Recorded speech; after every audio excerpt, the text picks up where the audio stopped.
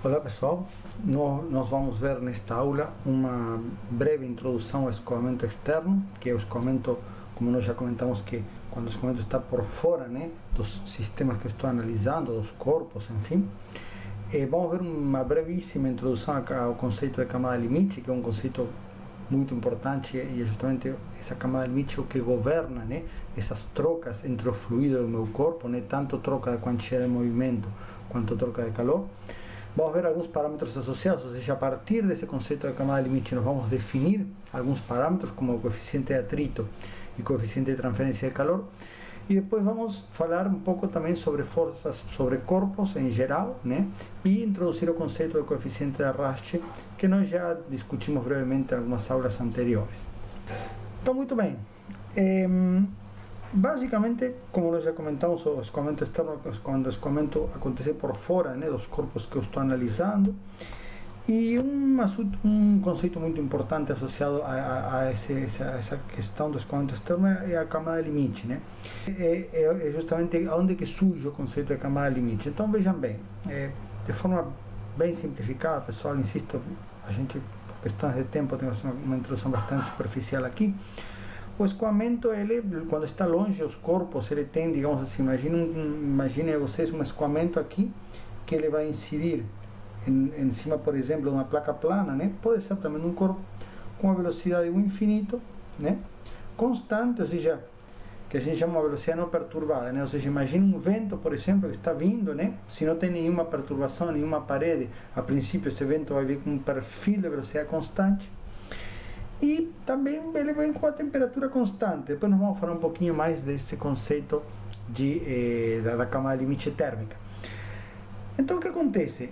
A princípio, esse escoamento, além de vir a uma velocidade constante, a característica dele é que ele é irrotacional, né? Então, apenas lembrando, nós já falamos desse conceito lá na unidade cinemática, é um escoamento onde não há, digamos, não há vorticidade, e também não necessariamente escoamento rotacional implica escoamento invícido, mas neste caso é uma situação onde de fato o escoamento é irrotacional e além de rotacional ele é invícido.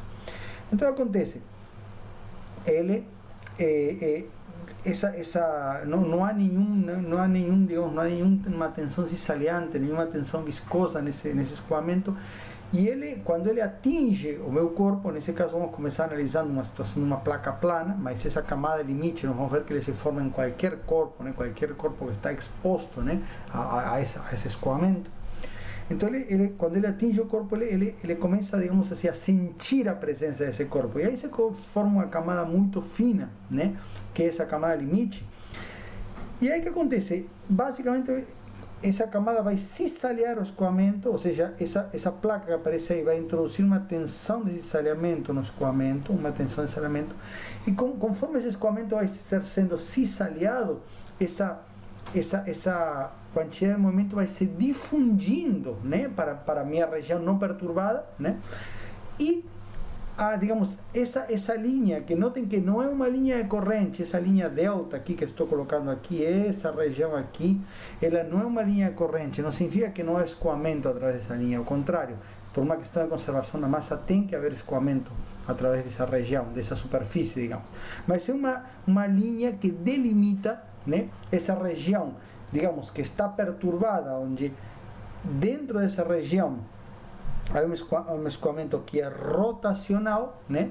E fora dessa região nós temos um escoamento invícido. Então esse delta aí vai delimitar essas duas regiões. E justamente por que a camada limite é tão importante? Nós vamos ver também ainda o conceito de camada limite térmica. Mas notem que aqui essa força que esse escoamento, né, pode ser um ar, pode ser água, mas esse escoamento que vem, que ele não foi afetado por nenhuma superfície, no momento que ele entra em contato com a superfície sólida, vai cizalhar essa superfície. E a força total, que na verdade vai ser, digamos, a integral desse cizalhamento ao longo de toda a minha superfície, mas a força total que esse escoamento exerce sobre essa placa vai depender justamente do escoamento na camada limite, né? Ou seja, se nós determinamos como são os perfis de velocidade e de temperatura dentro dessa região da camada limite, nós vamos poder determinar tanto as tensões cisaliantes, e no caso a força total, como também os fluxos de calor, né? O fluxo de calor na placa, né? O quanto essa placa está transferindo de calor para o meu escoamento, também vai depender justamente do perfil de temperaturas dentro dessa camada limite, né? E no caso, havendo convecção, como já comentamos na aula anterior, esse perfil de temperatura também está associado ao perfil de velocidades. Então nós vamos ver que justamente tanto o perfil de temperaturas quanto o perfil de velocidades dentro dessa camada limite, eles estão os dois acoplados, e no caso o perfil de temperatura vai estar relacionado ao fluxo de calor, porém esse perfil de temperatura está também afetado pelo campo de velocidades, ou pela forma do perfil de velocidade nessa camada limite. Ok? Então, muito bem, aí vamos, como eu falei, uma abordagem bastante superficial, vamos definir alguns parâmetros adimensionais. Nós já discutimos um pouquinho na aula de parâmetros adimensionais, alguns parâmetros adimensionais associados a esse conceito de camada limite. Então, basicamente, o número de Reynolds, que é um dos números mais importantes, inclusive ele é importante porque até em termos de cálculos de engenharia, nós vamos utilizar muito esse parâmetro, né? Como eu já comentei várias vezes, quando a gente precisar calcular, por exemplo, nesse caso, um coeficiente de cisalhamento, né, que é associado a essa tensão cisaliante, um coeficiente de atrito, ou um coeficiente de transferência de calor, que vai estar associado à camada limite térmica, nós vamos precisar definir, né, esses parâmetros, e para utilizar as correlações disponíveis na literatura para o cálculo desses parâmetros, nós vamos precisar adimensionalizar. Então, estou apresentando aqui as três formas mais clássicas aqui desse parâmetro, que é o número de Reynolds, ok? Onde basicamente nós temos três definições aqui. Depois, um pouquinho mais para frente nessa aula, eu vou discutir um pouquinho o significado físico dessas definições. Mas essencialmente nós temos um Reynolds X, que é um Reynolds basicamente baseado no comprimento da placa. Ou seja, a gente sempre que fala de comprimento da placa está considerando, claro, esse é o meu comprimento da placa, é o comprimento de toda a placa. Porém, quando a gente falar, por exemplo, um ponto X, nós vamos sempre considerar que esse ponto é contado a partir da origem de coordenadas. Então, quando a gente falar Reynolds X, que é um Reynolds, um número de Reynolds baseado numa escala de comprimento que é medida, né, medida a partir da origem até um ponto X qualquer do meu escoamento. Então esse Reynolds X, na verdade, ele vai ser variável ao longo do meu escoamento, ou seja, para cada ponto da minha placa, eu vou ter um valor de Reynolds X. E aí o que nós vamos ver, uma coisa que é interessante aí, é o seguinte, né? Essa tensão cisaliante, como nós também já discutimos, ao longo da placa ela vai variar, né? Ela vai variar ao longo da placa. Por quê? Porque conforme o escoamento vai se desenvolvendo ao longo dessa placa, né? O perfil de velocidades, que evidentemente, né, essa tensão de cisaliamento vai ser o que, pessoal? A viscosidade multiplicada pela derivada desse perfil de velocidades em relação a y. Aonde? Em y igual a zero, que seria o y da placa, correto? O y na altura da placa, né? Então, essa tensão cisaliante, como esse perfil de velocidade ele é variável, ou seja, esse perfil de velocidade vai variando ao longo de x. Isso é muito fácil de ver. Na entrada nós vamos ter que um perfil de velocidades que é um valor constante de velocidades. E conforme esse escoamento vai se desenvolvendo, ele vai, digamos assim, vai se difundindo uma quantia de movimento. Basicamente, as camadas, né, a primeira camada que está em contato direto com a placa, ela é cisaliada, ela, digamos, tem uma velocidade nula, e pela viscosidade do próprio fluido, essa informação, esse cisaliamento vai se propagando, né, essa tensão de cisaliamento vai se propagando, e isso é o que é chamado de fluxo difusivo de quantia de movimento, ou difusão de quantia de movimento. Ok? Por quê?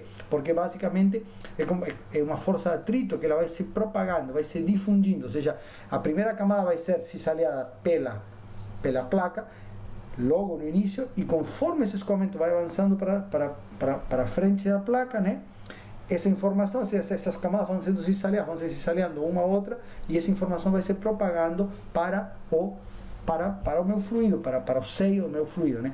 Tanto informação da quantia de movimento, como também, como nós já comentamos, quando a gente abordou o assunto de convecção, se essa placa tiver uma determinada temperatura, né, por exemplo, maior que a temperatura do fluido incidente, essa informação, esse calor vai se difundindo, né? Por isso que a gente chama aí, no jargão dos fenômenos de transporte, de difusão de quantia de movimento, que é essa propagação dessa informação, dessa presença da placa para dentro do fluido, e difusão de calor, que é justamente essa propagação, essa condução de calor, né? Lembrem-se a ideia do calor que ele vai sendo conduzido e carregado, uma energia, ele vai sendo conduzido, essa energia vai sendo carregada quando tem um fluido em movimento. Porém, essa difusão vertical, essa propagação dessa informação, né, na direção vertical da temperatura da placa, ou nesse caso da presença da placa, no caso da quantia de movimento, né, atinge uma velocidade zero na placa,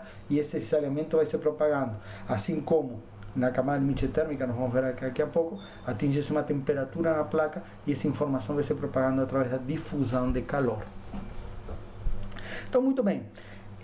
Voltando à questão do Reynolds X, o que acontece? Essa tensão, como nós comentamos, essa tensão na parede é variável, é uma função de X, ou seja, ela depende de X, ela não é constante. É claro que nós podemos calcular, e há uma forma muito comum, que são apresentadas as correlações adimensionais, que é para uma tensão média, onde essa tensão média, na verdade, nada mais é do que uma média integral, né? Basicamente, uma média integral, né, dessa tensão na parede, que depende de X, integrada na da direção X. Claro que é uma média, né? Então, dividida pelo comprimento. Nós vamos ver também que podemos definir um coeficiente de transferência de calor médio também, né? Para o coeficiente de transferência de calor, da mesma forma que a tensão cesariante, o fluxo de calor vai ser variável ao longo da placa. Então, é útil, às vezes, quando nós queremos calcular uma força total sobre a placa ou uma quantidade de calor total trocada por essa placa, é muito útil trabalhar com esses valores médios, ok? Contudo, às vezes, por diversos motivos, até mesmo uma definição teórica, né? Às vezes é interessante conhecer o que a gente chama de tensão local. Então, o que acontece? Como muitas vezes há algumas correlações disponíveis na literatura que me fornecem a tensão de cisalhamento local, ok? Posso também calcular a partir das equações diferenciais, como já comentei, e a partir dessa tensão de cisalhamento local, calcular, enfim, posso integrar ela, calcular uma tensão média, uma força, etc, ok? E essa tensão de cisalhamento local normalmente está justamente associada a esse Reynolds local, ou seja, um Reynolds contado em um comprimento até um valor X dessa placa, né? Por outro lado, claro, posso dizer, não, eu quero calcular o Reynolds completo da minha placa, como se fosse até o final da placa, né? Ou seja, aqui seria o Reynolds X, porém avaliado em X igual a L, né? Então, um parâmetro também adimensional, porém que tem como escala de comprimento, ao invés de ter o valor da variável X, da meia distância a partir do início da placa, tem o comprimento total, ok? E esse Reynolds tipicamente é associado com essa tensão média, ou seja, normalmente quando eu vou calcular uma força global sobre a placa, se me interessa, eu quero calcular a força global sobre a placa, nós vamos ver também que, por exemplo, para caso de força de arraste sobre um corpo, né, sobre uma esfera, sobre qualquer outro tipo de corpo, eles são baseados normalmente nesse Reynolds global. Às vezes podem ter outras escalas de comprimento, por exemplo, para uma esfera, a escala de comprimento utilizada no cálculo desse parâmetro dimensional Reynolds, o número de Reynolds, é o diâmetro, né? Neste caso é o comprimento da placa, mas tipicamente quando eu vou calcular um valor global, um parâmetro global, como um valor total de calor trocado ou uma força global, normalmente o que entra nas correlações é este Reynolds, que é o Reynolds global, o Reynolds baseado em alguma dimensão global do meu escoamento. E por fim, e isso é mais utilizado em análises físicas, às vezes em algum tipo de adimensionalização das equações, né, como as equações da camada limite, etc. Assunto que está fora do escopo do curso, mas é um parâmetro que é interessante, que tem uma interpretação física interessante, que é esse Reynolds baseado em delta. Ou seja, o que acontece, pessoal? Vejam bem. É um Reynolds baseado na espessura da camada limite, ok? E aí vejam bem, por que esse Reynolds tem uma interpretação interessante? Vejam bem, nós já fizemos esse tipo de análise. Se eu for calcular aqui uma ordem, e aí vejam o que eu estou falando, uma ordem de grandeza, uma tensão cisaliante na parede, lembra o conceito de ordem que nós já discutimos, vai ser da ordem de quê? De um Mi vezes um U infinito. Por que o infinito? Porque o infinito é o valor da velocidade que está lá em cima, E aqui vou ter, evidentemente, um perfil de velocidades aqui, né? O que eu estou dizendo? Que esta derivada aqui, que na verdade eu não conheço, né? Mas que essa derivada aqui é da ordem desse U infinito dividido por esse delta, que é essa espessura, né? É uma derivada delta U em relação a delta Y. Não é, insisto, não é uma aproximação, não é nada disso, é apenas uma ordem, né? Sobre delta aqui, né?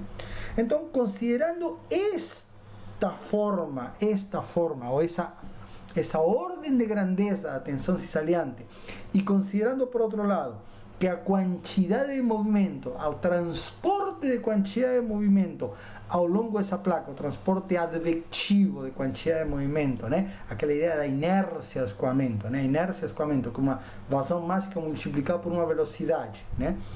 É proporcional a um ρ multiplicado por um infinito, e claro, na verdade um ρ infinito, ou seja, lembrando aqui, claro, aqui eu poderia fazer uma relação, poderia multiplicar e dividir por delta aqui, para considerar uma área, mas essencialmente a ideia é justamente essa quantia de movimento que está sendo transportada na forma inercial, né? Se eu fizer uma relação entre esses dois parâmetros, eu vou obter, de fato, né, aqui colocando, né, eu fizer um ρ infinito, aquela ideia da inércia pela o infinito delta, né? Vai cortar o infinito e vou chegar nesse Reynolds baseado em delta, ok? Reynolds baseado em delta. E aí uma coisa que é interessante colocar é o seguinte, pessoal, notem que aqui, ou seja, depois nós vamos ver que há uma correlação de fato específica, aí vai depender da camada limite, se é laminar ou turbulenta, mas há correlações específicas para fazer esta relação, ou seja, delta vai ser uma função de x. Então, de alguma forma, notem que estes dois parâmetros estão relacionados. Por que estão relacionados? Estão relacionados por uma física aí, onde basicamente conforme eu vou avançando na direção x, eu tenho uma espessura delta, né? Esta é uma espessura delta que depende desse x, e basicamente essa espessura delta vai depender do Reynolds x, ou seja, essencialmente nós vamos ver que para um determinado Reynolds x vai ter uma espessura delta aí, que a gente vai ter uma correlação. Então há uma relação direta, uma relação bastante direta entre esse delta e x, né, entre esse delta local e x local, e por isso que surgem esses dois parâmetros. No entanto, vejam bem, este parâmetro aqui depende pura e exclusivamente de parâmetros que eu conheço da formulação inicial do meu problema, ou seja, a velocidade infinita, que é conhecida, né, um dado do problema, normalmente, qual é a velocidade incidente, depende do valor de x até a placa, assim como este Reynolds L depende do valor do comprimento total da placa e das propriedades do fluido, ok? Ou seja, é um parâmetro que eu posso identificar ou calcular a partir dos parâmetros dados do meu problema, ok? Este outro Reynolds não, esse Reynolds depende de um delta, e esse delta vai depender, tudo bem, hoje o problema está estudado e há correlações justamente para relacionar esse delta com ele, e a partir vai depender das propriedades do fluido, etc. Mas a princípio, a espessura da camada limite é um parâmetro desconhecido, que eu vou ter que calcular a partir de alguma solução para a camada limite, a partir de algum experimento. Okay? Então é importante entender que essa Reynolds delta é apenas uma definição física interessante aí, que é bastante utilizada aí para caracterizar, né, o escoamento em camada limite, que contudo não é um parâmetro que eu posso calcular inicialmente a partir dos parâmetros dados do meu problema. Okay? Bom, camada limite laminar e turbulenta. Aqui, pessoal, a questão da turbulência é um assunto extremamente complexo, e com certeza que o estudo aprofundado da turbulência está totalmente além do escopo do curso. E realmente, assim, mesmo para falar superficialmente de turbulência, a gente precisaria bastante mais de tempo. A única coisa que eu vou colocar aqui, né, que eu queria chamar a atenção, até porque isso vai depender sim para a questão de cálculos de engenharia mesmo, né, vou tentar passar apenas alguma ideia básica de por que essa camada limite turbulenta ela basicamente ela é mais eficiente em termos de transferência, né? Tanto de transferência de quantidade de movimento quanto de transferência de calor. uma ideia bastante superficial, e depois dar uma ideia de como, ou seja, como caracterizar esse escoamento, digamos, de distinguir se ele é laminar ou turbulento.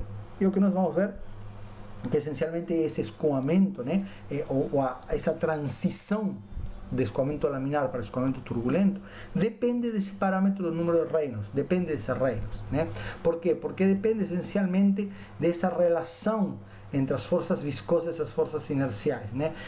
Se você tem um escoamento muito viscoso, qualquer perturbação no escoamento que queira desenvolver uma turbulência, um vórtice, uma recirculação desse escoamento, ele vai ser difundida, essa recirculação vai ser dissipada justamente pela alta viscosidade do escoamento. Então, insisto, de forma muito superficial, mas essencialmente nós podemos dizer assim, olha, do ponto de vista da prática de engenharia, conforme esse número de Reynolds aumenta, há uma maior probabilidade do seu escoamento transicionar para um escoamento turbulento.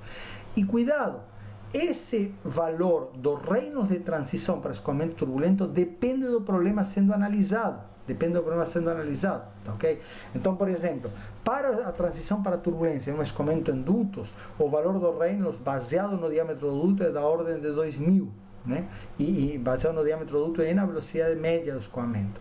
Quando temos aqui camada de limite, né, numa placa plana, notem que é relacionado esse Reynolds X. Por quê? Porque, claro, imagina que o teu escoamento não está sendo perturbado. Ele começou a ser cizaleado no início da minha placa, começou a ser cizaleado, e aí ele esse escoamento, digamos, essa informação, né, desse atrito vai ser propagando para dentro do escoamento. Aí essa camada de limite vai crescendo. Chega um momento que as camadas de fluido dentro dessa camada de limite começam a ter uma oscilação. Pelas características do escoamento, insisto, isso tem a ver com instabilidade do escoamento, tem a ver com a inércia do escoamento, né? E aí justamente a característica a característica para eu determinar essa transição é justamente dependendo desse Reynolds X. Por quê? Porque ele é o que a gente chama de Reynolds local, né? Até esse ponto a camada de limite vai ser laminar e a partir daí vai começar a ser turbulenta. Via de regra, essa região de transição é relativamente curta. Depende da aplicação, mas é relativamente curta. Se eu quiser fazer um cálculo preciso, por exemplo, da força total de cizalhamento nessa placa, eu precisaria utilizar uma correlação de coeficiente de atrito para calcular a tensão cizaleante na região laminar, uma correlação de coeficiente de atrito na região transicional e uma outra correlação na região, digamos, turbulenta. Acontece que há muitas correlações aí na literatura que já consideram, muitas vezes até desconsiderar essa região laminar e é considerar apenas essa região transicional e turbulenta com um coeficiente de atrito aí experimental médio, né? Ou seja, basicamente, pessoal, muitas vezes o que o pessoal faz em laboratório é colocar uma placa, calcular a força sobre essa placa e aí, independentemente se essa... claro, você tem que determinar inicialmente esse escoamento transicionou para a turbulência, então se transicionou para a turbulência, usa-se alguma correlação que já considere essa transição toda, ou seja, ela vai te dar basicamente um valor médio dessa tensão cizaleante ao longo da placa, independentemente se o escoamento é laminar ou turbulento.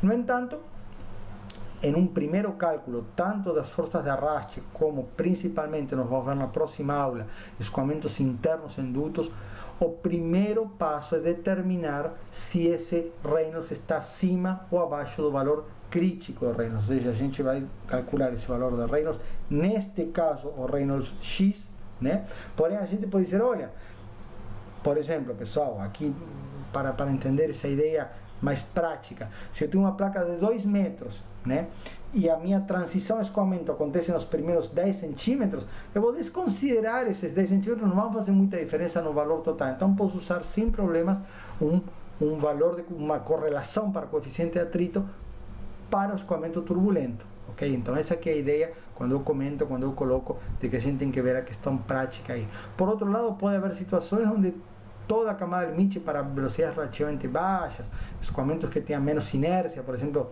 tipicamente escoamentos de gás, onde a densidade é menor, etc. Pode ser que eu tenha essa transição mais demorada. Eu posso considerar que a minha camada limite é laminar ao longo de toda a minha placa, né? Uma placa curta, imagina que às vezes quero calcular em pequenas superfícies, eu posso dizer que o meu escoamento é laminar ao longo de toda a minha placa, e aí eu vou utilizar uma correlação para escoamento laminar. Então é muito importante, né, determinar essa transição e ter essa noção dessa transição. Então, quando esse Reynolds X for maior que um Reynolds X crítico, ele vai transicionar, ou seja, vou assumir que meu escoamento é turbulento a partir desse ponto, a partir desse valor X onde transicionou, o meu escoamento passa a ser turbulento e vou utilizar correlações para escoamento turbulento. Essa região transicional é uma região bastante complexa, normalmente se assume que é turbulento e se calcula, digamos, se faz um cálculo conservativo, seria um cálculo, digamos, por cima, considerando que o escoamento ele transiciona para a turbulência logo aí quando ele atinge esse valor crítico. Porém, insisto, cálculos mais precisos consideram também, em algumas situações, essa região transicional do escoamento. Muito bem, então, né? Como eu comentei, digamos, o objetivo dessa aula é ser, digamos, bem prática e bem aplicada para o cálculo aí das forças e até mesmo do coeficiente de transferência de calor em um escoamento externo. E claro, uma ideia temos que entender, né? É muito importante entender, digamos, essas escalas envolvidas nos parâmetros. Por quê? Porque se eu vou calcular, né, por exemplo, um coeficiente de atrito que depende de um número de Reynolds, eu preciso saber quais são as escalas, tipicamente, por exemplo, para uma placa plana, tipicamente as escalas envolvidas, a escala de comprimento utilizada nas correlações é o próprio comprimento da placa. Mas pode haver alguma correlação que esteja baseada, não sei, às vezes tem correlações aí mais precisas que são baseadas em delta, então você primeiro tem que calcular o delta para depois calcular a correlação para o coeficiente de atrito local, integrar esse coeficiente de atrito ao longo da placa. Então, enfim, tem várias situações aí que não vou entrar no mérito, como eu falo, via de regra a gente vai considerar, né, os parâmetros típicos aí, ou as escalas de comprimento típicas utilizadas nas correlações disponíveis na literatura. Porém é importante entender que escalas são essas e de alguma forma também procurar trazer um pouquinho dessa física associada a essas escalas, né? Eu vou falar um pouquinho aqui também de camada limite térmica, né? Então, conforme nós já comentamos, na medida que esse escoamento atinge, né, a minha placa, e essa placa está a uma temperatura maior, vai se formar uma camada limite térmica, uma região, digamos, onde o campo de temperatura do fluido, que inicialmente era constante, assim como a velocidade, lá na frente, tanto a velocidade quanto a temperatura são constantes, é o valor da corrente livre. Conforme esse escoamento vai entrando, ele vai, digamos, formando um perfil de velocidade, ou seja, essa placa, essa informação dessa quantia de movimento vai se difundir para cima da placa, assim como informação, né, em relação à temperatura que vai se fundir na forma de um calor, né, de uma condução de calor, ok? Então, primeiro, algumas definições básicas aqui da camada limite que diz o seguinte: como que é definido esse delta? Vejam bem, pessoal, esta velocidade, assim como esta temperatura, vão se aproximar assintoticamente. Então, teoricamente, a temperatura do meu fluido seria igual à temperatura do fluido lá incidente, lá no infinito.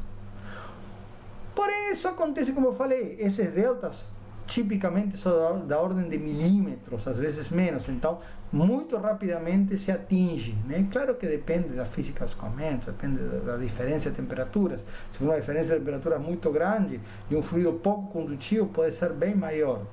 Estou apenas colocando que realmente são regiões muito pequenas onde praticamente chega, né? E aí a gente não pode dizer que a camada limite a espessura da camada limite vai finalizar quando se atinge a velocidade ou a temperatura, porque nunca se atinge. A gente define essa espessura da camada limite como sendo o seguinte: olha, quando a velocidade do meu fluido for 99% da minha velocidade infinita, aí que eu defino essa espessura da camada limite. E no caso da temperatura, seria similar, só que como nesse caso a temperatura da placa é diferente de zero, que não é o caso da velocidade. No caso da velocidade, a velocidade da placa é zero, então não há uma diferença de velocidade aí. Então, vou dizer diretamente que é 99% da velocidade. Como nesse caso a temperatura da minha superfície, a minha temperatura da placa não é zero, eu vou fazer uma relação entre a diferença, ou seja, eu vou dizer, quando a diferença entre a temperatura do meu fluido nessa região que estou considerando como sendo o delta de camada limite térmica, a espessura de camada limite térmica, e essa temperatura aqui do meu fluido e a temperatura da placa, quando essa diferença for 99% da diferença total de temperatura, ou seja, a diferença de temperatura lá no infinito e a placa, nesse ponto eu vou dizer que a minha camada limite térmica, vejam bem que isso é muito análogo à velocidade, apenas tem essa questão de fazer um delta, digamos, uma diferença de temperaturas entre a Ts e T infinito e a T e a Ts, em função justamente de que eu tenho uma temperatura da placa diferente. Notem que se essa temperatura for igual, exatamente igual à temperatura no infinito, esse valor, ou seja, esse valor e esse valor, a relação entre os dois valores seria 1. Então, ele nunca vai chegar a 1, vai se aproximar asintoticamente. Quando ele for 0,99, ou quando for um ΔT, for 99% do ΔT entre o fluido e a placa, vou dizer que é a minha camada limite térmica. E aí, pessoal, uma coisa interessante aqui, não vou entrar muito na análise física, mas quero apresentar alguns parâmetros básicos aqui, né? Que é o seguinte,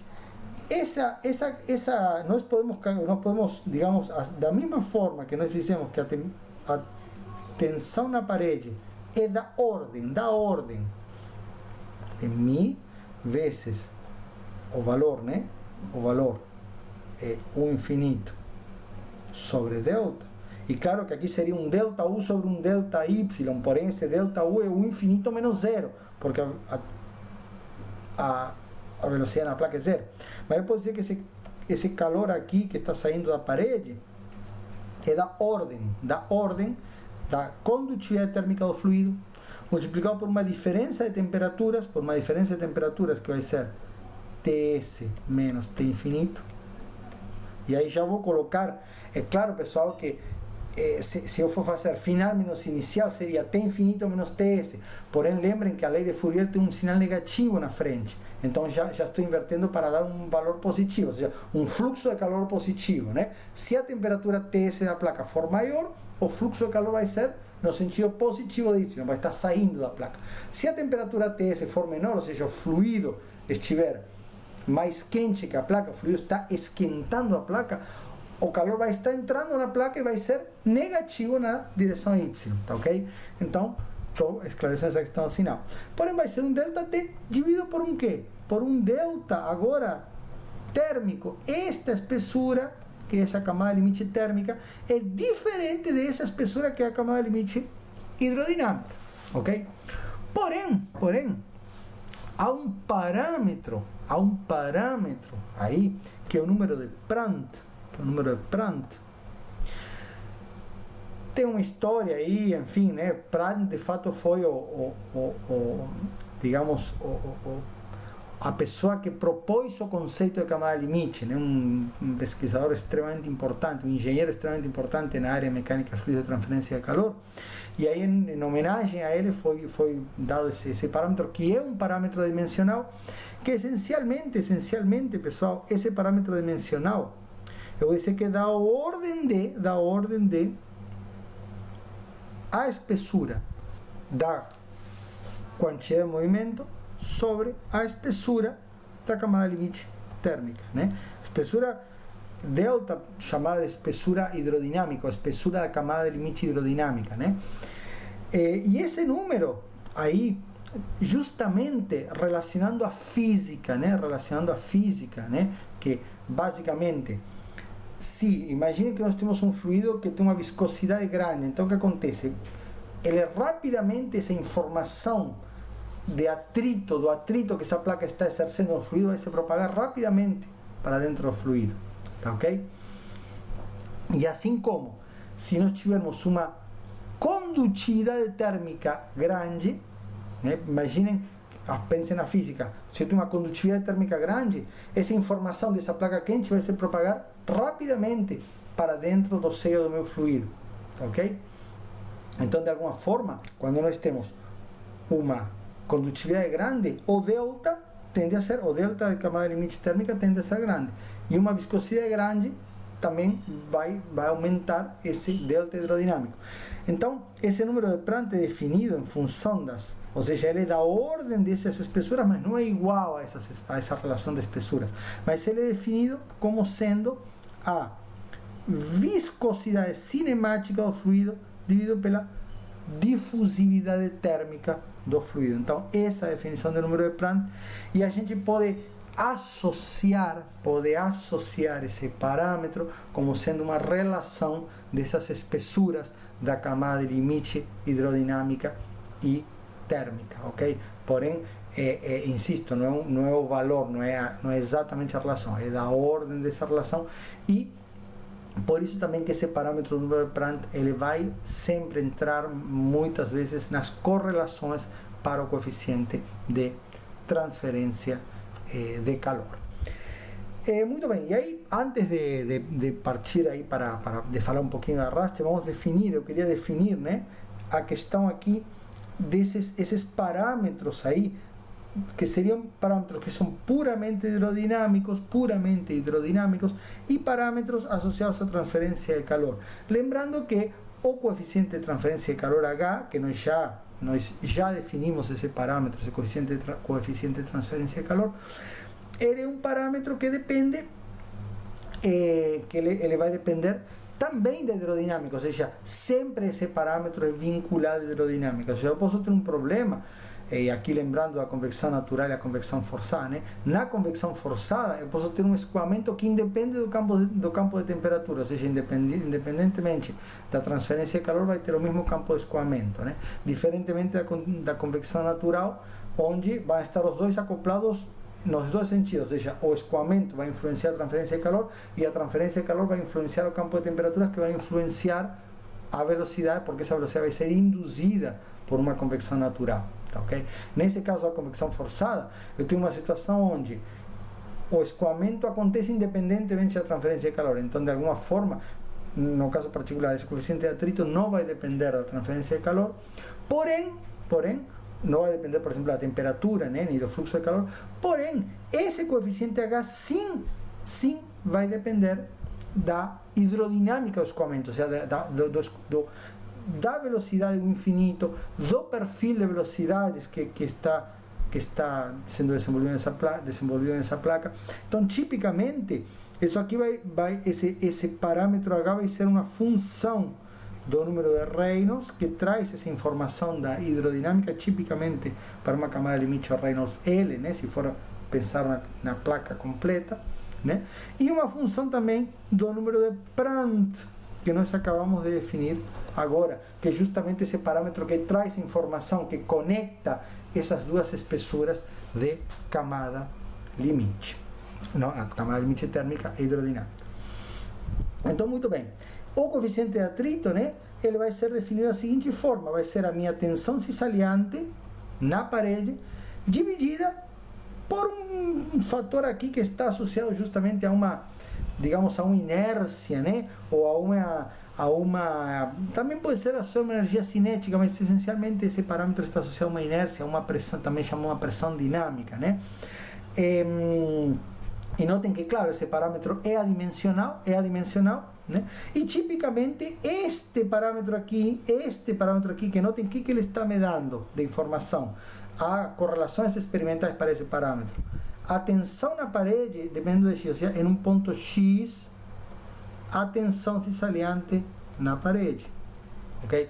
Enquanto este outro parâmetro aqui está me dando a tensão média. Eu não vou precisar integrar agora, porque se eu tiver, por exemplo, um coeficiente, eu vou ter que calcular o coeficiente de atrito para vários pontos de X, ou calcular esse coeficiente de atrito para cada ponto X aí. Nesse caso, eu vou ter que fazer uma integral numérica. Se, por exemplo, esse coeficiente de atrito for expresso numa forma tabelada, eu vou ter que integrar numericamente.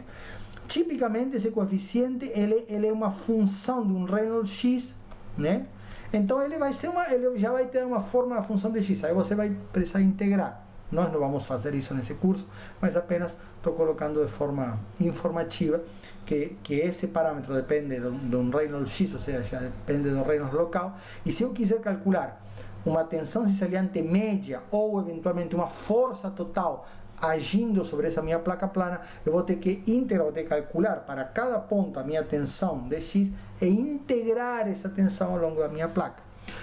Por isso que é mais fácil, né, e há correlações também disponíveis para esse coeficiente, calcular um coeficiente de atrito médio aí, onde eu vou calcular diretamente essa tensão cicaliante média, e aí tendo a tensão cicaliante média não preciso integrar. Como que eu vou fazer? Como que vai ser a minha força de arraste nessa placa plana? A tensão cicaliante média multiplicado por L e multiplicado por um W, que é a profundidade da minha placa, né?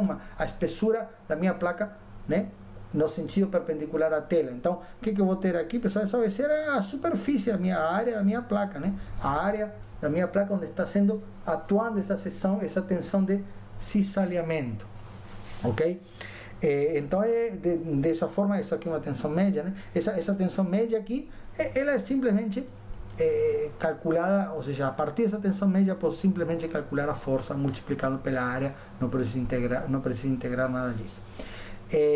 E no caso, apenas comentando que uma definição um pouco mais formal, né, ou utilizando a definição da tensão cicaliante na parede, nós podemos definir, né, a partir da definição da tensão cicaliante na parede, esse coeficiente de atrito local. Esse é um coeficiente de atrito local, né?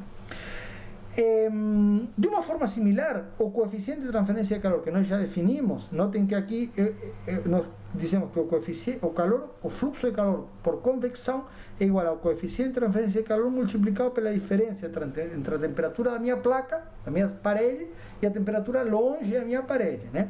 Então essa é a definição que nós já vimos. E da mesma forma, uma vez que este perfil de temperatura, ele vai variar ao longo de X, ou seja, esta derivada da temperatura que caracteriza o fluxo de calor vai ser variável ao longo de X, da mesma forma que a tensão cicaliante, o fluxo de calor local vai ser uma função de X, ou seja, ele vai variar ao longo da minha placa. E aí, por isso que para facilitar os cálculos de engenharia, existem na literatura disponíveis correlações para o coeficiente de transferência de calor médio, ou seja, de novo, seria uma integral do meu coeficiente de calor ao longo da minha placa dividido pelo comprimento L, né? Mas essa forma é a mais adequada, né, para aplicações de engenharia, porque aí não preciso fazer integrais, eu tenho disponível simplesmente um valor que vai ser uma média ao longo de todo o meu escoamento.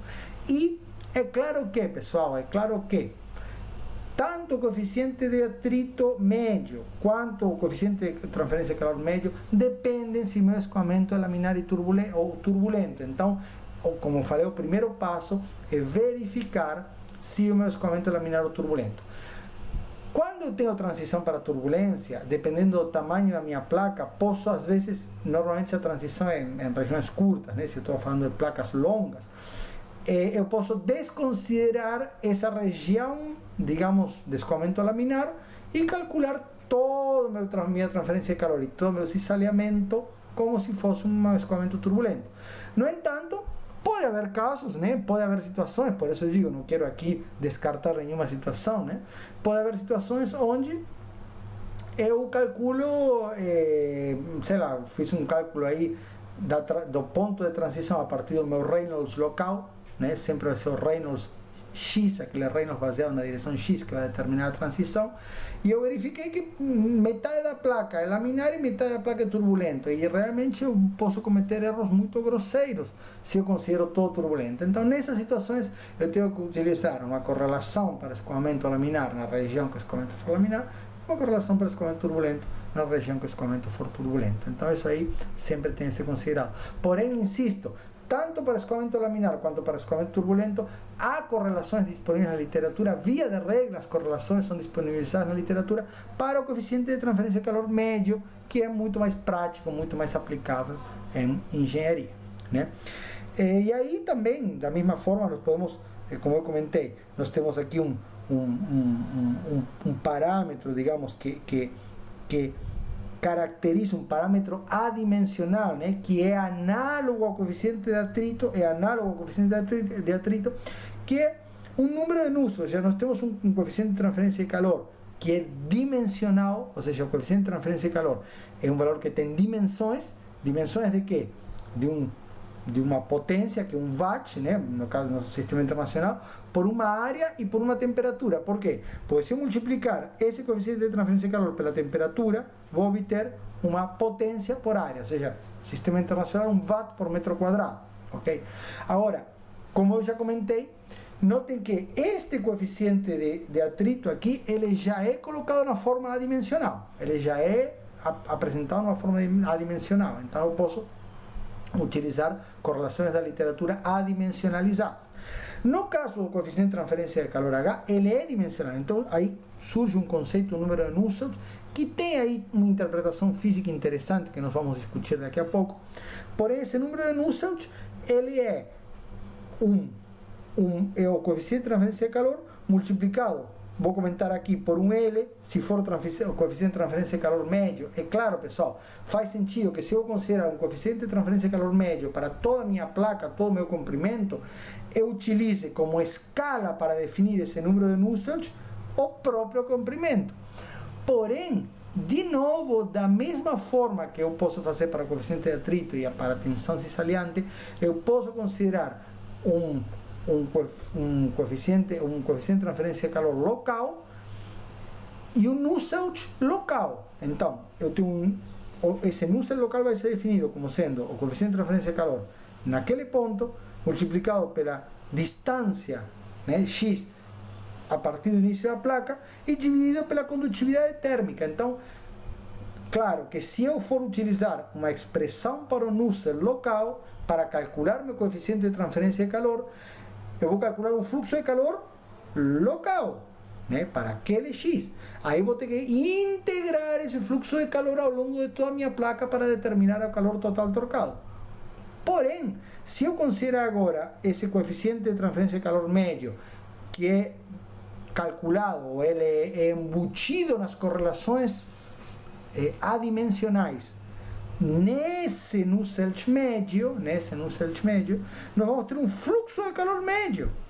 E aí é muito fácil, o calor total trocado vai ser o fluxo de calor médio multiplicado pelo comprimento da placa pela profundidade. Essa aqui vai ser a minha área da placa. Então, insisto, é muito mais simples, mais direto a gente fazer cálculos baseados no coeficiente de transferência de calor médio, e no caso esse coeficiente vai ser expresso nas correlações adimensionais por um Nusselt médio. E aí vejam bem que também, da mesma forma que o coeficiente de atrito, eu poderia apresentar uma definição tanto para o Nusselt local quanto para o Nusselt médio a partir do fluxo de calor, ou seja, nesse caso é um fluxo de calor médio, mas eu poderia pegar um fluxo de calor local baseado em uma derivada local aí, né, em um ponto da placa, e definir que esse Nusselt, na verdade, é o fluxo de calor calculado a partir da lei de Fourier, multiplicado por um comprimento aí característico, que pode ser o comprimento total ou pode ser o valor X daquele ponto, e dividido pela condutividade térmica, do meu fluido que está passando por cima da placa. Ainda, né, vou utilizar esse meu cantinho aqui, um Nusselt delta, que nada mais é do que esse meu coeficiente de transferência de calor multiplicado por um delta e dividido por uma condutividade térmica. Notem que esse parâmetro continua sendo adimensional. Eu só estou utilizando uma outra escala de comprimento, por isso que eu insisto sempre, pessoal, toda essa discussão que estou colocando nessa aula, né, sobre essa física, sobre tentar entender um pouco a física do escoamento, é porque é importante ter uma ideia básica da física, embora, insisto, muito superficial, mas também é muito importante, do ponto de vista mesmo prático dos cálculos de engenharia, de entender as escalas geométricas, as escalas de velocidade, né, que são envolvidas nessas correlações adimensionais que são apresentadas. Então, insisto, normalmente, as correlações são apresentadas para esse Nusselt, na verdade para esse Nusselt aqui, médio, né, um Nusselt médio, baseado no comprimento total da placa. Porém, existe uma definição, e existe também na literatura, justamente porque tem um sentido físico, né? Esse Nusselt baseado em delta, onde ele, porque aí sim posso realmente, esse Nusselt baseado em delta, vou deixar aí como tarefa para vocês transformarem, mas é muito simples, eu posso considerar que ele é um fluxo, de fato, um fluxo convectivo por um fluxo difusivo, né? Uma relação entre um fluxo convectivo e um fluxo difusivo, ok? Então, enfim, a definição de Nusselt é o H, o coeficiente de transferência de calor H, multiplicado por uma escala de comprimento, que aí tenho que definir. Para cálculos práticos de engenharia, via de regra é o comprimento total da minha placa, e dividido pela condutividade do meu fluido que está escoando sobre essa placa.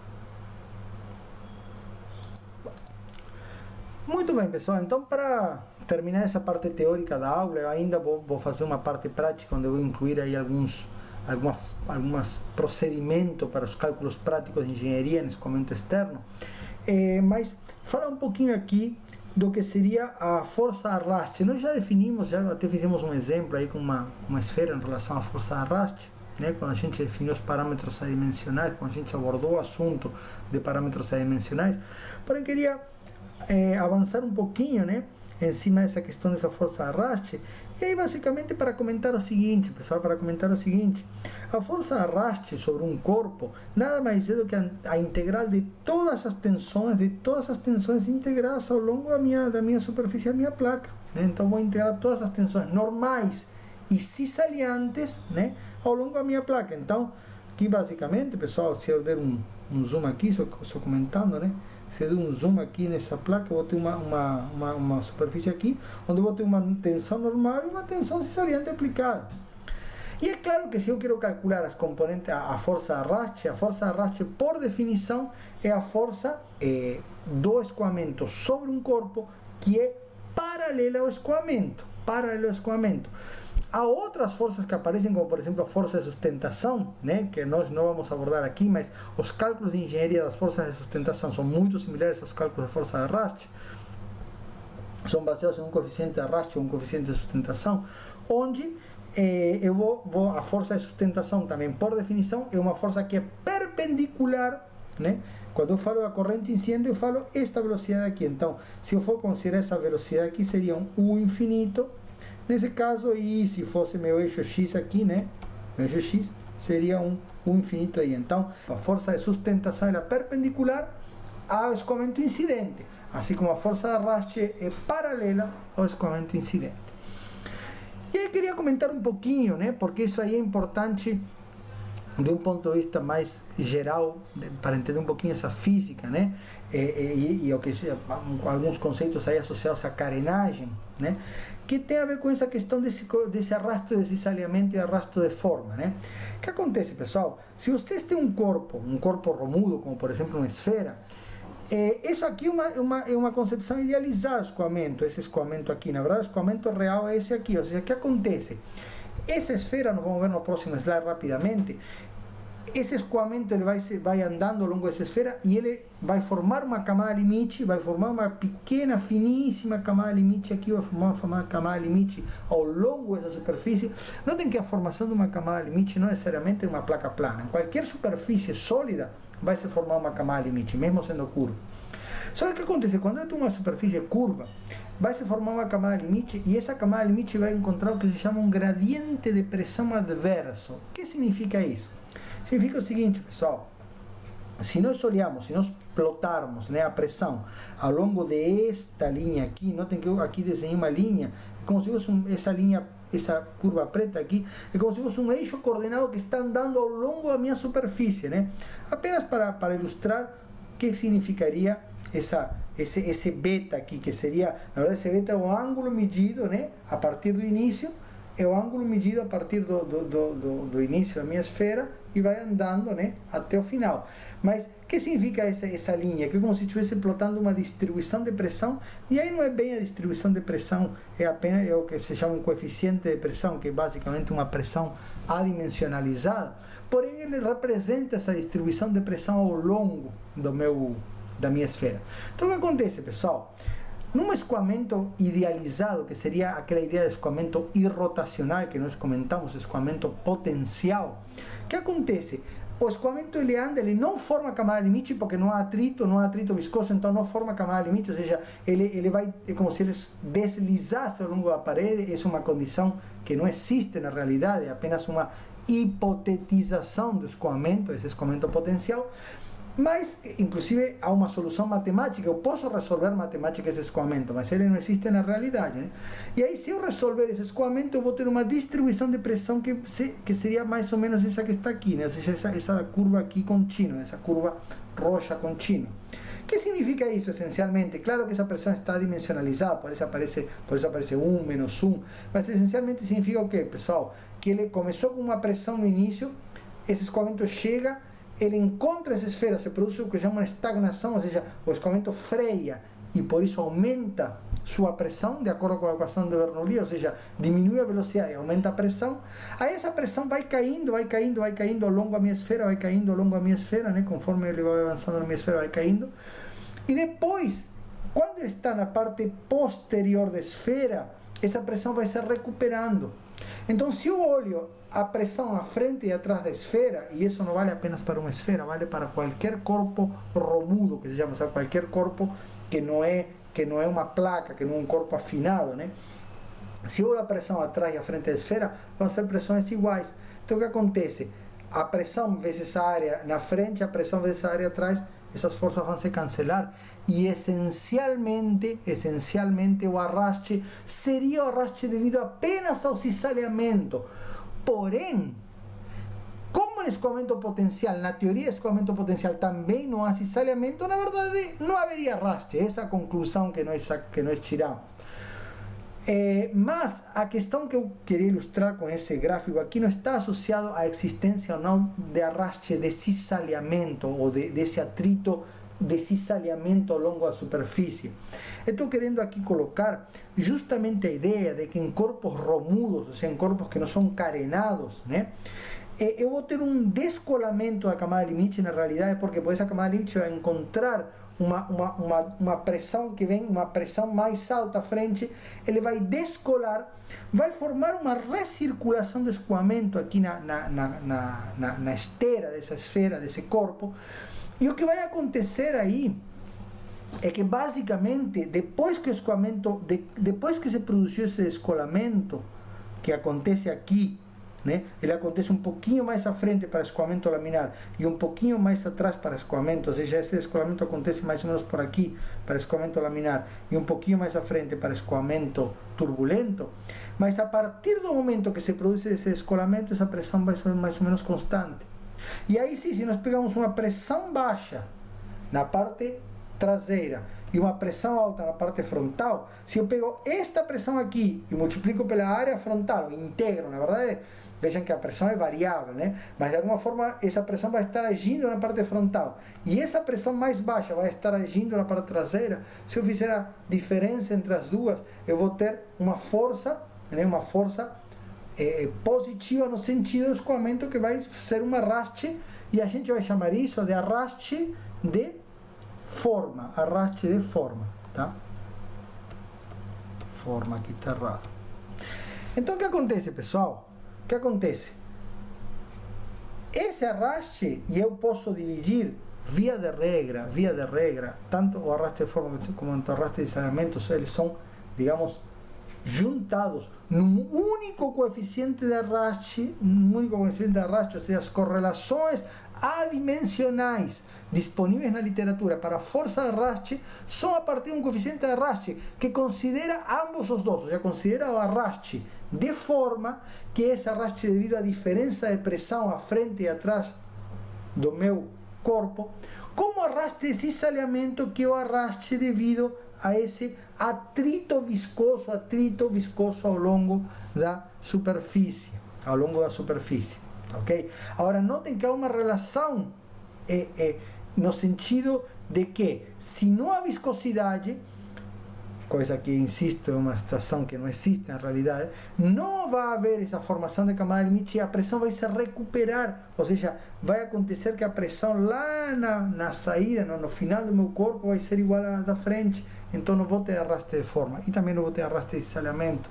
Então, essa questão desse arraste de forma, que principalmente em corpos romudos é o que governa, ou seja, a maior componente, se eu vou dizer que a minha força de arraste é a soma do atrito viscoso na superfície, que é arraste de cisalhamento, e mais o arraste de forma, que é o arraste devido à diferença de pressão, se eu vou dizer que ele é a soma dos dois, normalmente nesse tipo de corpos romudos, o arraste de forma é o que governa, e por isso que muitas vezes os efeitos a esquemas de controle dessa camada limite, justamente para poder jogar esse ponto, esse descolamento, ou seja, para poder promover uma recuperação. Quando eu falo de recuperação, é interessante ver esse gráfico, eu digo, olha, a minha pressão aqui, quando o escoamento descolou antes, ela é constante e ela fica mais baixa que a pressão na entrada. Se eu pego agora a minha pressão nesse ponto aqui, notem que a diferença é menor. E se eu conseguisse hipoteticamente trazer essa pressão até lá em cima, não haveria diferença de pressão e o meu arraste de forma seria nulo, ok? Então essa é a grande questão do arraste de cisalhamento e de forma. Os dois contribuem, porém via de regra, principalmente em escoamentos com altos reinos, que mandam, em corpos romudos, que mandam o arraste de forma. Eu vou comentar um pouquinho sobre isso agora nos exemplos práticos.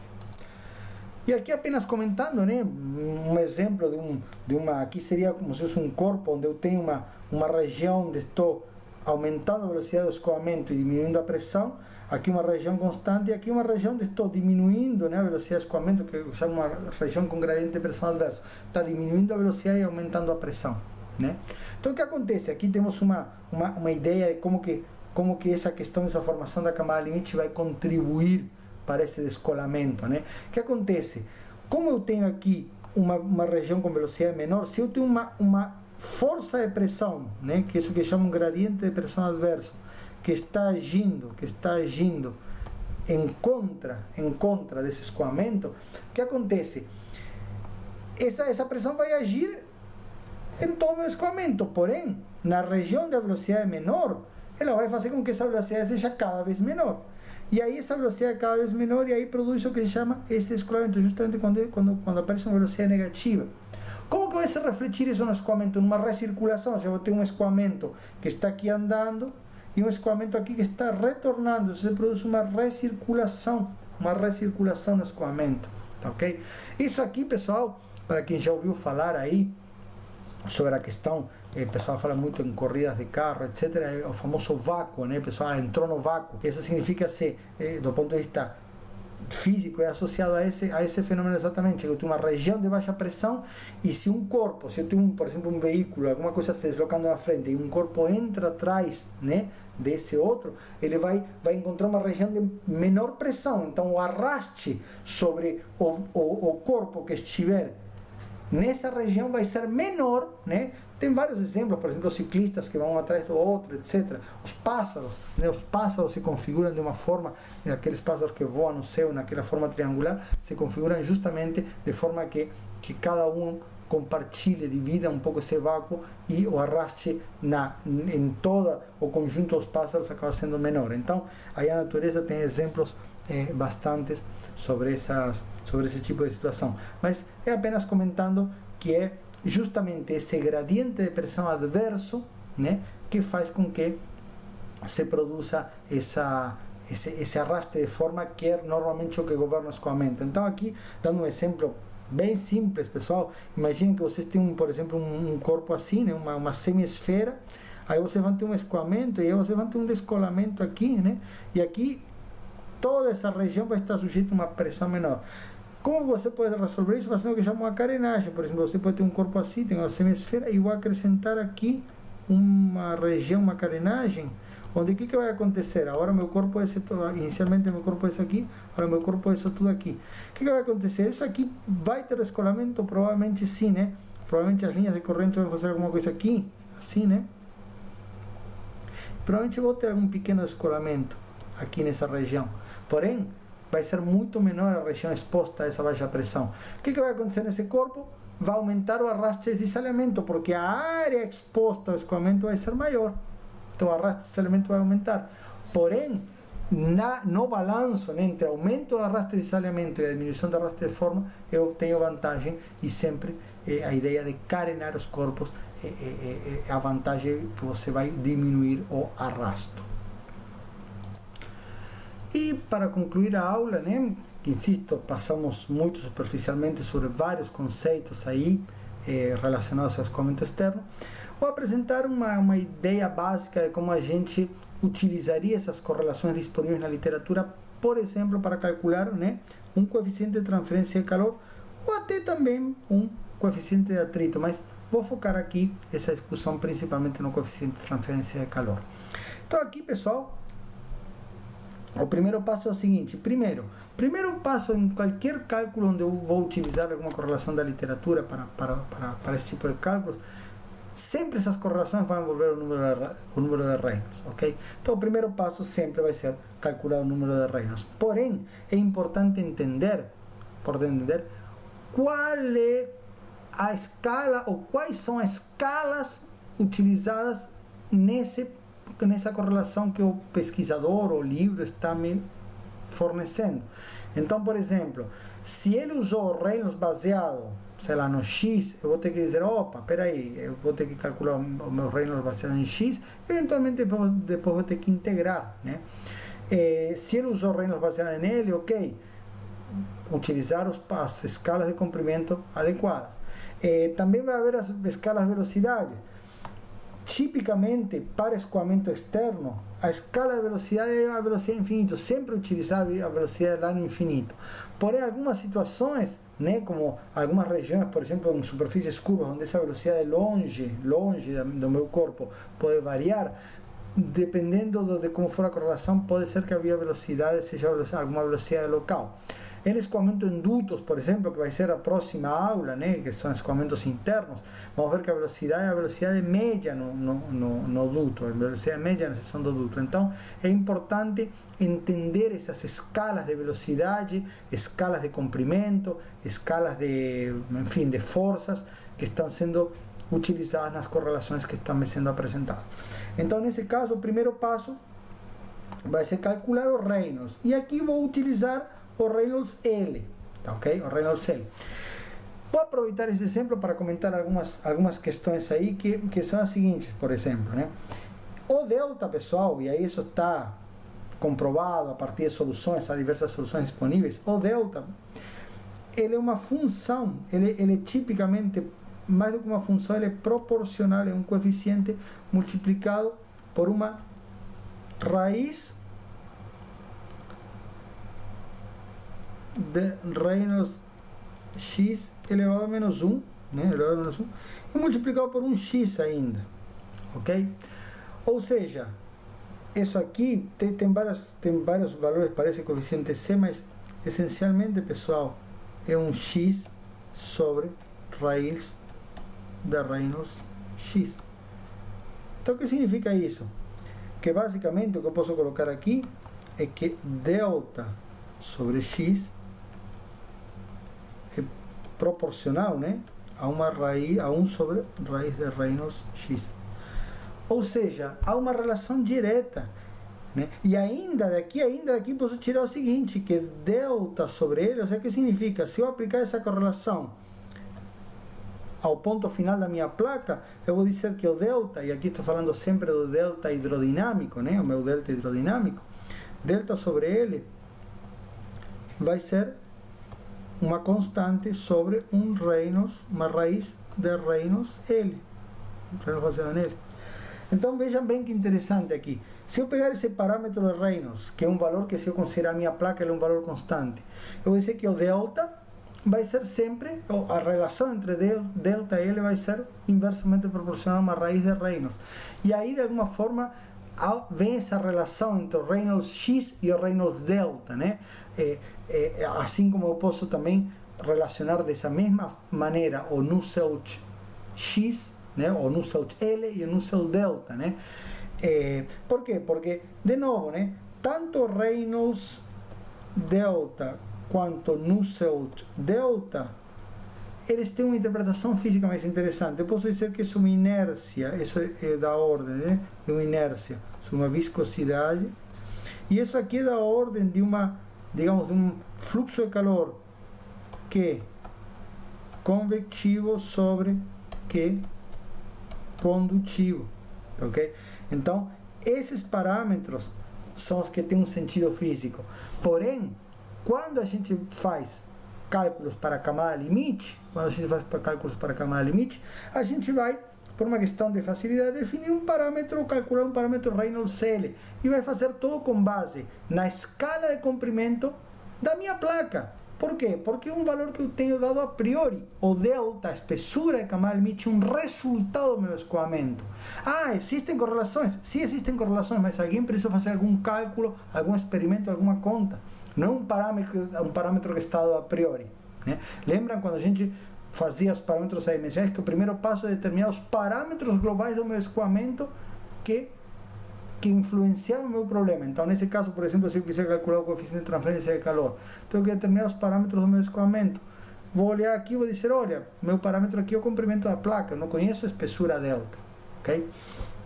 Então, essa discussão é interessante, né? Para complementar um pouquinho essa discussão teórica em relação a essa relação justamente entre uma distância, um comprimento da minha placa e um delta, né? Lembrando que delta é um parâmetro que entra lá, né, no que seria na relação entre a minha tensão cisaliante e o que seria a derivada da velocidade, né, que é da ordem desse delta U sobre o delta, e assim como o fluxo de calor, né, ele vai ser da ordem de um delta T, de um K delta T sobre delta térmico, né? Então, e aí, ainda mais, para complementar, vejam bem, nós temos aqui uma relação entre Reynolds e delta, né? Entre Reynolds baseado no X ou no L e o delta. E ainda nós temos uma outra relação que vale a pena trazer aqui para lembrar, que o meu número de Prandtl, é uma relação também entre o delta e o delta hidrodinâmico e o delta térmico. Ok? Então, vejam bem, combinando a ideia de que esse delta hidrodinâmico vai depender do número de Reynolds e que o número de Prandtl vai relacionar o delta hidrodinâmico com o delta térmico, nós vamos, na verdade, chegar à conclusão que as correlações para o fluxo de calor, na verdade para o coeficiente de transferência de calor que está lá embutido no número de Nusselt, vão depender do número de Reynolds, que traz a informação do escoamento, né? E do número de Prandtl, que vai determinar essa relação entre essas espessuras, ou seja, essa conexão entre os fenômenos de difusão de quantia de movimento e difusão de calor, né? E condução de calor através do meu fluido. Então, voltando aqui, né? Essas discussões são interessantes para entender um pouquinho melhor esse procedimento, mas o procedimento, insisto, ele é bastante direto. Eu vou calcular um Reynolds L. Com esse Reynolds eu vou entrar numa correlação, que, por exemplo, para o coeficiente de atrito vai ser alguma proporção. Aqui eu não vou colocar aqui os números, realmente não me lembro as correlações, mas depois a gente vai discutir aí nos exemplos práticos, mas vai ser um coeficiente, uma função aí do Reynolds, vou colocar de modo geral uma função do Reynolds L, né? Eu vou calcular uma tensão média a partir desse coeficiente, como sendo esse coeficiente que eu calculei, ρ, o infinito, ok? E a partir disso eu vou calcular a força, por exemplo, como sendo, né? A força na parede como sendo essa tal W média multiplicada pela área, por L, por uma espessura perpendicular à tela. E para o caso da transferência de calor, as correlações típicas, né? Pode haver outras, mas as correlações típicas para o meu número de Nusselt são da seguinte forma: é um coeficiente multiplicado por um número de Reynolds esse número de Reynolds, se for o Nusselt médio, seria um Reynolds L, lembrando que tem aquela ideia, né, de calcular o Nusselt, o coeficiente médio ao longo de toda a placa, e multiplicado aí por um número de Prandtl, e aí elevado a diferentes coeficientes. Essa é a típica correlação. Via de regra, esses valores de A e B são da ordem de 1/3, 1/4, aí vai depender da correlação, né? Por exemplo, para escoamento laminar em placa plana, laminar, essa correlação para o Nusselt é 0,664 multiplicado por um Reynolds elevado a 1/2 e Prandtl elevado a 1/3. Ok? Essa é uma correlação típica. Insisto, pode haver outras, vai depender. Uma coisa importante, vejam bem, pessoal, as correlações de um modo geral são colocadas sempre desta forma, né? Quando alguém vai fazer um experimento para determinar o fluxo de calor, a transferência de calor em algum determinado corpo no escoamento externo, sempre coloca essas formas, até mesmo em escoamento interno, Por quê? Porque sempre vão depender aí de alguma potência, o número de Prandtl e alguma potência, o número de Reynolds. E sempre tem o Prandtl e o Reynolds pelas razões físicas que nós já acabamos de discutir, que relacionam as espessuras de camada limite com o escoamento, que relaciona essas espessuras de camada limite hidrodinâmica com a espessura de camada limite térmica, etc. Então, de um modo geral, as correlações para o Nusselt têm esse formato, né? Tem outras, claro, há inúmeros fenômenos físicos, aí há escoamento com mudança de fase, uma série de outros fenômenos físicos que com certeza extrapolam completamente o escopo desse curso, porém, é interessante colocar que muitas vezes as correlações são desse formato. Agora, uma coisa importante, por exemplo, é que esses coeficientes A, B e C, ou o coeficiente C, ou os expoentes A e B, dependem, por exemplo, se o escoamento for laminar ou turbulento. Então, de novo, né, o primeiro passo, calcular o Reynolds, né, o Reynolds baseado em L ou baseado em X, aí, para determinar qual é o comprimento de transição, né, e determinar se é laminar ou turbulento.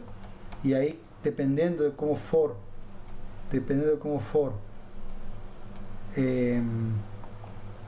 utilizar a correlação adequada, né?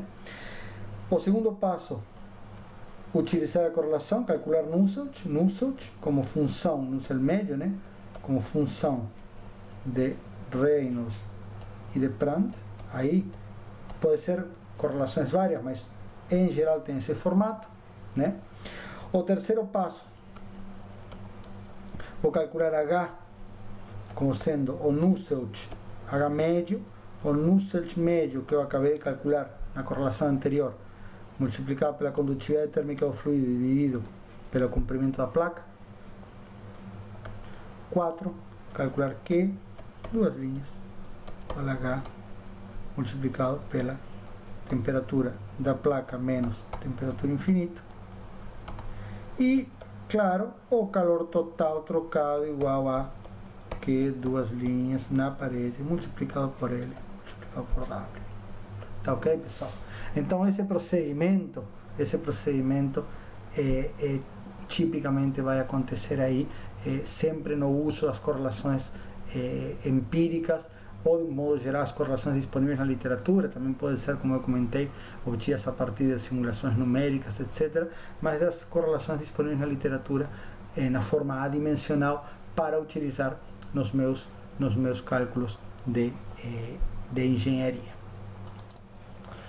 E por fim, também de forma bem rápida, vamos comentar um pouco sobre um cálculo, por exemplo, uma força de arraste. E aí o exemplo, podemos pensar um escoamento sobre uma esfera, porém eu trouxe essa figurinha aí que encontrei na internet para também fechar um pouquinho aquela discussão que eu acabei de fazer sobre a questão do arraste de forma de arraste de desalhamento. Então é interessante analisar como, por exemplo, nós temos uma esfera, né? E aqui o que ele coloca é o seguinte, temos a mesma área projetada. O que é a área projetada, pessoal? A área projetada é a área do meu corpo que é frontal ao escoamento, né? Aqui pode ser uma esfera, de repente vamos pensar como um cilindro, né? Tanto faz, pode ser uma esfera ou um cilindro, mas digamos é a área que está projetada no meu escoamento. Nesse caso, por exemplo, seria esta área da esfera aqui, né? Então, a área projetada nesse caso seria π d quadrado sobre 4, se for uma esfera, de fato, né? Agora imagine que pegamos esse mesmo corpo e aí tem aquela ideia, né? Nós temos uma região de baixa pressão aqui, uma região de baixa pressão aqui, uma região de alta pressão aqui, nessa região onde tem uma estagnação. Lembre-se que nessa região tem uma transformação de energia cinética em energia de pressão, o que chamam de estagnação. Então o fluido, conforme se aproxima à minha esfera que está parada, né, em relação ao meu fluido, ele vai encontrar uma parede, né, uma região que com velocidade zero, a pressão vai aumentar, porque a energia cinética vai diminuir, ok? Então, nós vamos ter aqui uma região de estagnação com uma pressão mais alta aqui, e aí vamos ter um arraste de forma associado a essa diferença de pressão. Por quê? Porque aqui eu não tenho uma recuperação da pressão, o escoamento não consegue recuperar a pressão justamente por aquilo que discutimos sobre o descolamento da camada limite, etc.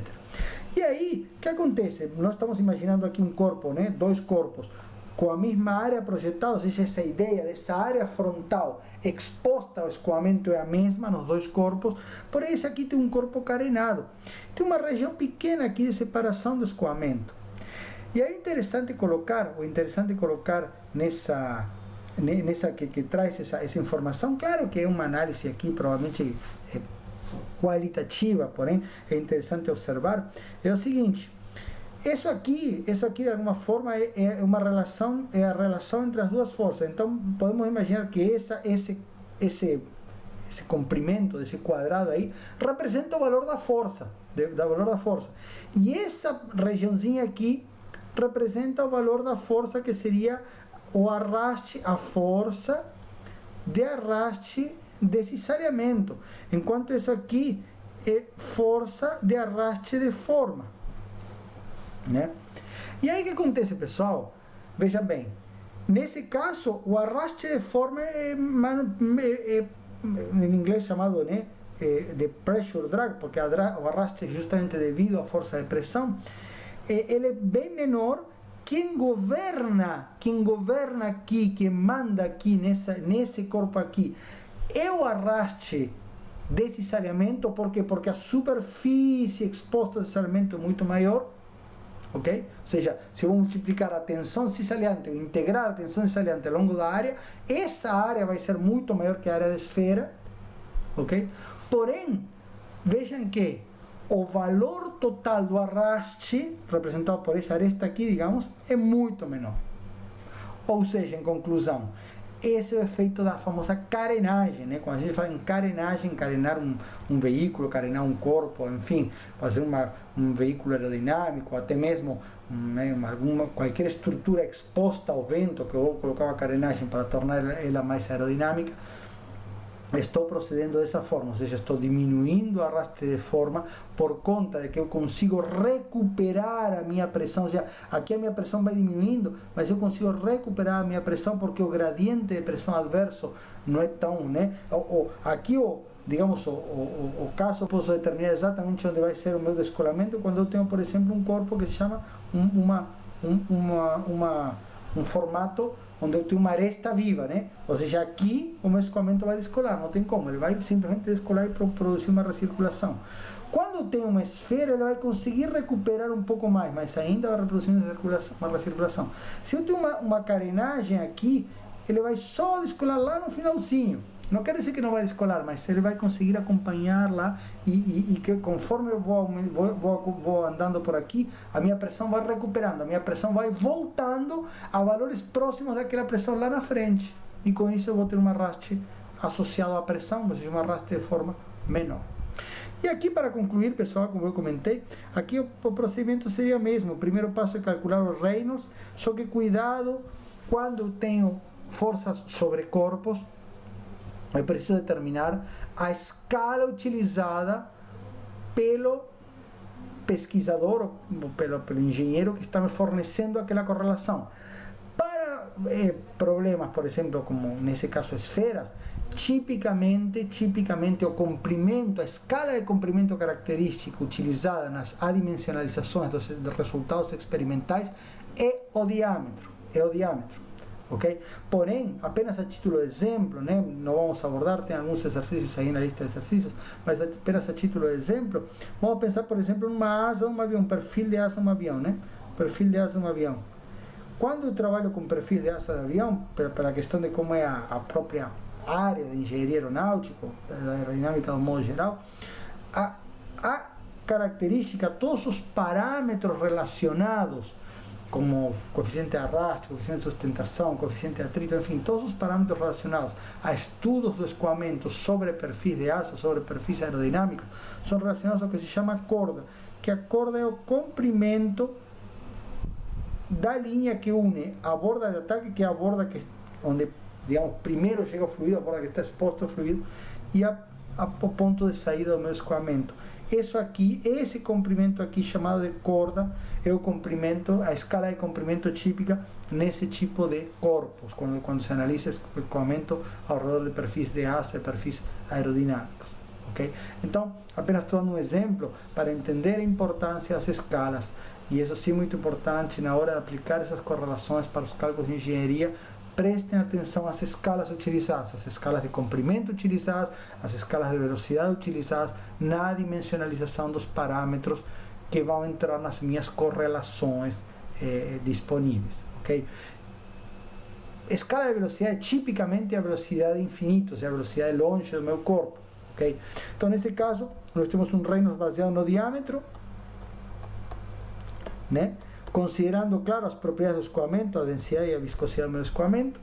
Vou entrar numa correlação aí, vou calcular um coeficiente de arraste, lembrando a definição do coeficiente de arraste, uma força de arraste dividida por ρ u infinito quadrado sobre 2.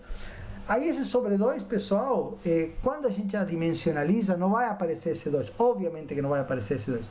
Porém, tipicamente, como isso aqui está associado de alguma forma a essa energia cinética, essa ideia da pressão dinâmica, né? Essa é uma pressão dinâmica do escoamento, tipicamente as correlações de arraste são adimensionalizadas, né?